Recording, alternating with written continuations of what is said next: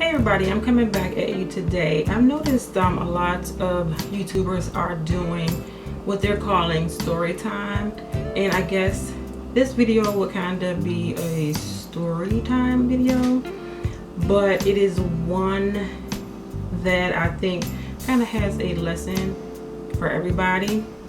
So we're gonna roll it all the way back to when I was probably about maybe 17, and my sister, she probably already knows what I'm about to say, but I was about 17 when I first started. Actually, it was my first real job. And you know, when you're out there, you have your first job, you're not in high school anymore, you think you're grown and you can make all these wonderful life decisions, and your parents, they don't know anything and you don't want to hear anything they have to say. So I met a guy on this job, and he was probably, I think, maybe 23, 24. So of course I thought he was all that, this 17-year-old and this 23-year-old, 24-year-old guy, you know, is showing you some attention. So you're like, okay, you're really thinking you're all that. But I, with my young teenage mind, we really don't rationalize very well at 17, 18. It didn't dawn on me that a 23-year-old should not have any interest in a 17-year-old. I just thought, you know, I was so excited because, you know, he was showing attention to me and everything. So, you know, we went out a few times and it became real quick a relationship. But I think from the beginning I started feeling like oppression. Ooh, what the hell was that? Okay. I started feeling like oppressive, like this real heavy negative weight on me, but I ignored it because, you know, I had a boyfriend. Hey, you know, it was cool, whatever. I ignored a whole bunch of signs, but it seemed like more and more in this relationship he would try to isolate me from the things that I used to do, from my family, from any kind of friendships that I either would make or people from my past that I would try to talk to. And still, you know, I'm being a stupid teenager, I'm not really paying attention to these signs, and they're like humongous red flags that everybody talks about, but I still, you know, ignored it and kept it moving. And you know, ignored my mother, who didn't like him from the beginning. I feel like she had that gut feeling, the one that you probably only get after you've been through a couple of things when you get older. Well, I had the gut feeling, but I thought it was just me being stupid.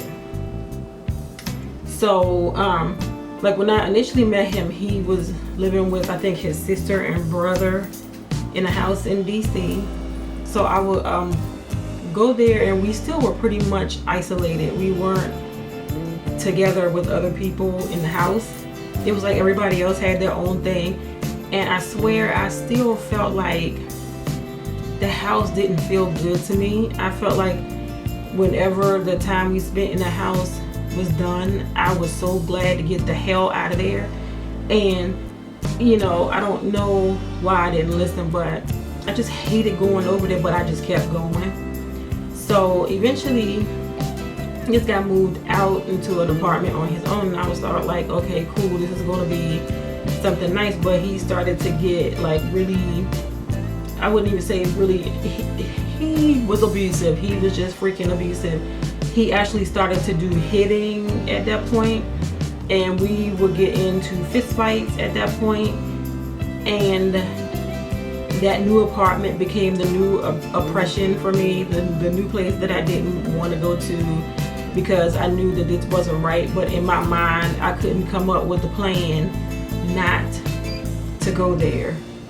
And he had even come up with this thing that he wanted me to move in there, but me, I was scared. I couldn't say no, so I just went along with it. Yeah, we're gonna do that. So one particular evening, I don't know, we were watching TV, and I don't know what the hell happened, but some flip was switched, and he just got really crazy and it was actually fist fighting me like I was man and everything, my ass flicked the hell off on him. It was like, I don't care what the hell's gonna happen, I'm getting you know what out of here.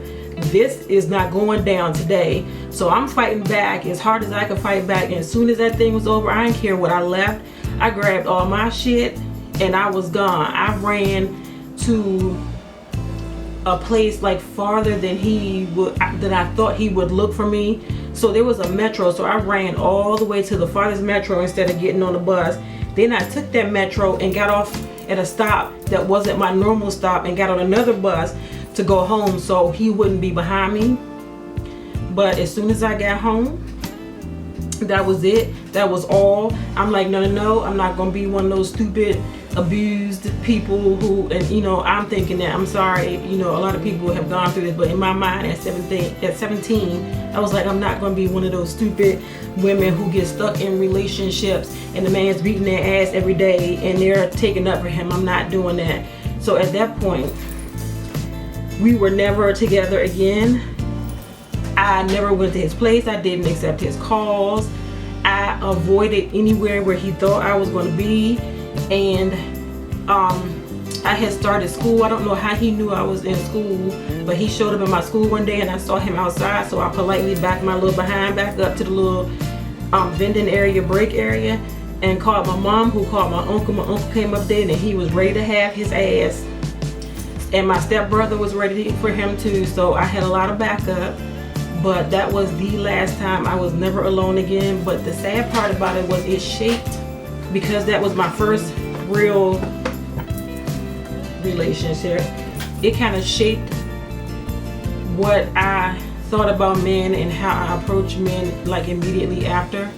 I even got to the point where I told one guy who was interested in me that, you know what, we can go hang out and everything, but it's all about me. I don't really care about you.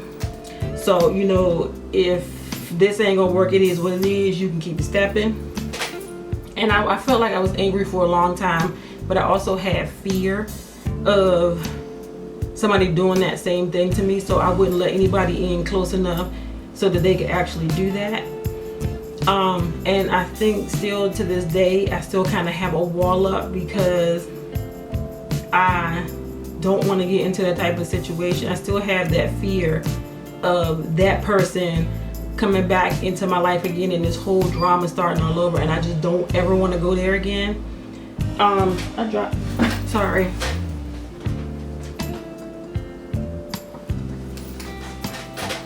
Okay, so yeah, I don't ever want to go there again, but I just also kind of want to, like my big thing is to young girls, and me being a nurse that works in OBGYN, I come across a lot of girls who I see those same signs in me, and I just kind of politely, I'm like, okay, I'm not really supposed to be doing this because this is my job, but listen, I'm gonna need you to think about you, which I didn't do back in the day. It wasn't about me at all, but I'm like, okay, I'm gonna need you to think about you. He's already showing you signs that he doesn't care about your health, because you know, this OBGYN, they come in for a reason.